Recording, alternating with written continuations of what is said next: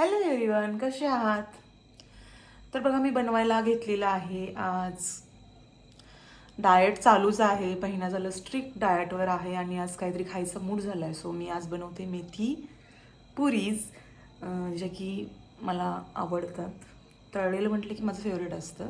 So तर बघा, मी हे बनवण्यासाठी सुरुवातीला याच्यामध्ये गव्हाचं पीठ, रवा आणि बेसन हे सर्व मिक्स करून घेतलेलं आहे.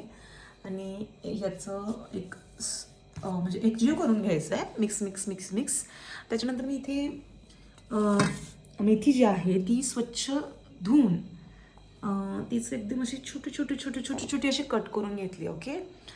आणि मिरची पेस्ट बनवलेली आहे. प्लस मी त्याच्यामध्ये थोडीशी मिरची पावडर पण ॲड करणार आहे.